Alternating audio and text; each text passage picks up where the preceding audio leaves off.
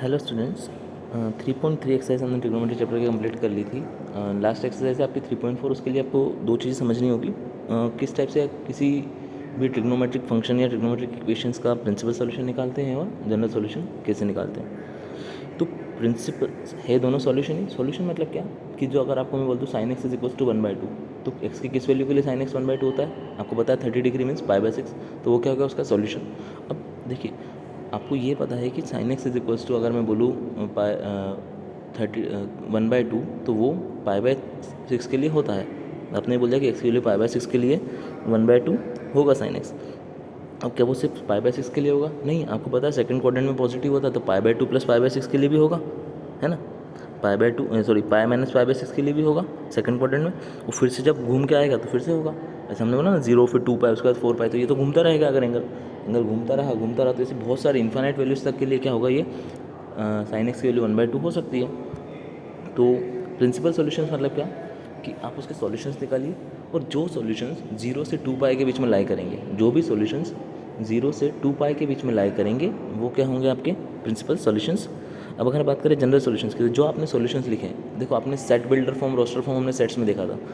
तो set builder form क्या होता था आपका, सॉरी रोस्टर फॉर्म क्या होता था, हम इंडिविजुअली सारी वैल्यूज़ को उसमें पुट कर देते थे कि हर एक वैल्यू को लगा लगा के कॉमा लगा के फिर इन्फिनिटी तक ले जाते थे। रोस्टर फॉर्म में आप सेट बिल्डर में हम क्या करते थे, उसका एक जनरलाइज फॉर्मूला बनाते थे, है ना। जनरलाइज जैसे प्राइम नंबर का बोलते, सॉरी अगर जैसे हम 2 की पावर n बोलते तो क्या उसका, अगर आपको नंबर्स दिए गए रोस्टर फॉर्म में 2 4 8 6 x 16, तो हम उसको, ये आपने लिखा रोस्टर फॉर्म में। सेट बिल्डर फॉर्म में क्या लिखोगे, 2 to the power n where n is an integer from 1, तो n के वैल्यू 1 2 3 4 रखते जाएंगे और उसके हिसाब से आगे रखते जाएंगे। तो जनरल सॉल्यूशन में भी यही होगा कि एक जनरलाइज फॉर्म, जो आपके सारे एंगल आ रहे हैं उसका जनरलाइज फॉर्म। सपोज करो कि किसी भी मान लीजिए कोई आप ट्रिग्नोमेट्रिक इक्वेशन दी है, उसका सॉल्यूशन आपका आता है x is equals to some theta. Theta वो फर्स्ट क्वाड्रेंट में लाई करता है, तो आप उसको क्या लिखोगे, 0 प्लस थीटा आपका पहला सॉल्यूशन। दूसरा सॉल्यूशन क्या होगा आपका 2 प्लस थीटा। तीसरा सॉल्यूशन क्या होगा आपका 4 प्लस थीटा। ये होगा आपका सॉल्यूशन। तो आपने देखो प्रिंसिपल सॉल्यूशन आपका क्या होगा, सिर्फ थीटा, क्योंकि 0 से 2 के बीच में कौन लाई कर रहा है, सिर्फ थीटा, क्योंकि अगला 2 प्लस थीटा मीन्स 2 के बाहर चला गया, तो 2 से ज़्यादा हो गया, तो उसको हमको काउंट नहीं करना है। जनरल सॉल्यूशन क्या होगा 2n प्लस थीटा। ये आपको सोचना पड़ेगा, जैसे आप सेट बिल्डर फॉर्म में कन्वर्ट करते थे, रोस्टर से सेट बिल्डर में जाते थे जब, तो आप सोचते थे ना कि किस n की ऐसा कौन सी इक्वेशन पुट करें कि इसमें हम अगर n को कंटिन्यूसली इंटीजर्स या इवन इंटीजर्स या ऑड इंटीजर्स रखें तो आंसर आ जाएगा। बस उसी टाइप से यहाँ पे सोचना पड़ेगा आपको। तो n की वैल्यू देखो, मैंने सोचा 2n प्लस थीटा। अब n की वैल्यू 0 रखूँगा ना, तो 0 प्लस थीटा कितना हो जाएगा, 0 प्लस थीटा, पहला वाला सोल्यूशन थीटा। अब n की वैल्यू 1 रखोगे तो 2 प्लस थीटा, 2 रखोगे तो 4 प्लस थीटा। इसी तरह से इसका जनरल सोल्यूशन ये हो गया। ये एक एग्जांपल था। नेक्स्ट हम एक्सरसाइज 3.4 अब शुरू कर रहे हैं, तो यहाँ पर आपको क्लियरिटी आ जाएगी किस क्वेश्चन को किस प्रकार से सोचना है। पहला आपका क्वेश्चन है कि tan x is equals to √3 का जनरल और प्रिंसिपल दोनों सॉल्यूशंस निकालने। तो देखो tan x √3 कब होता है, जब x की वैल्यू क्या हो π/3, तो मीन्स tan π/3 √3 होता है, ये तो आपको पता है।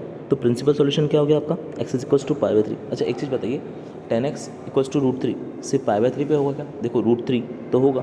अब सेकंड क्वाड्रेंट में जब आप जाओगे तो tan x तो नेगेटिव हो जाएगा, तो नहीं हो सकता। लेकिन थर्ड क्वाड्रेंट में जब आप जाओगे तो वहाँ पर भी कहीं ना कहीं tan x की वैल्यू √3 लाए तो करेगी, और पॉजिटिव ही होती है थर्ड क्वाड्रेंट में। तो क्या होगी 180 plus theta. tan of 180 plus theta करोगे तो क्या मिलेगा, tan थीटा ही मिलेगा।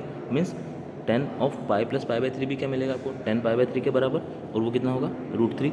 इसका मतलब सॉल्यूशन क्या होगा, एक तो π/3, दूसरा क्या पाई प्लस π/3। एलसीएम लोगे तो 3 + 1 मीन्स 4 π/3 हो गया। तो ये आपके क्या होगा दोनों प्रिंसिपल सॉल्यूशन।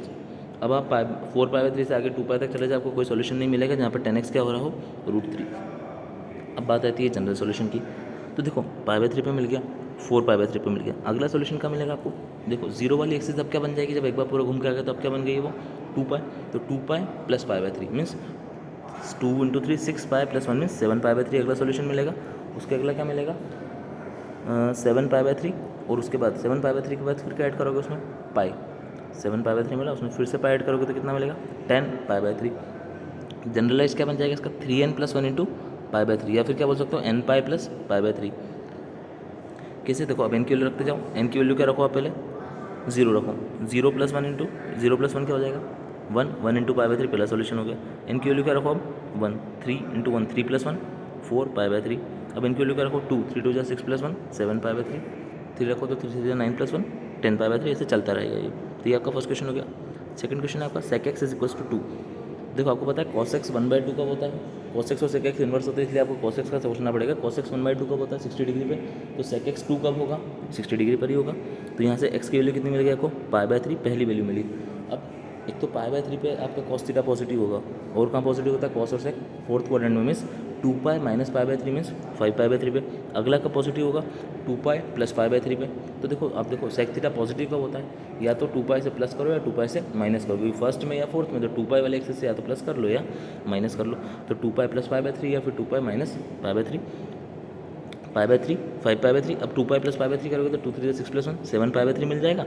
अब फिर अगला क्या आ जाएगा, यहाँ पे 4π वाली एक्सिस आ जाएगी, 2π की जगह फिर घूम का आ गया, तो 4π माइनस π/3 कितना हो जाएगा, 4π माइनस π/3 कितना हो जाएगा, 11π/3। तो अगला सोल्यूशन होगा 11π/3। उसका अगला क्या होगा, 13π/3, 17π/3। इसको जनरलाइज क्या लिखोगे, 2n π प्लस माइनस π/3, प्लस और माइनस दोनों के लिए आंसर आएगा इसका, ठीक है। तो रखते चलो एन की वैल्यू एक करके। सब पहले क्या रखो, इनकी वैल्यू 0 रखो, 0 प्लस π/3, 0 माइनस π/3, माइनस π/3 पे भी मिलेगा, आपको पता ही है। अगला सोल्यूशन क्या, 2n, अगले n की वैल्यू क्या रखोगे 1, तो 2 × 1 2π प्लस π/3 इज वॉट 7π/3, और 2π माइनस π/3 तो 3 × 6 - 1 5π/3, 5 और 7 दोनों कहाँ से मिल गया, यहाँ से। अब अब इनकी वैल्यू क्या रखोगे 2, n की वैल्यू 2 रखी तो 2 2 4π प्लस π/3 इज वॉट 4 3 12 और 1 13π/3, और 4 3 12 - 1 11, पता 11π/3 भी मिल गया और 12π/3 मिल गया। इस तरह से हमने 2 क्वेश्चन सॉल्व किए। बाकी क्वेश्चन आप ट्राई करना अगर आपसे होते हैं तो, वरना हम कल क्लास में सॉल्व करेंगे। Thank you so much.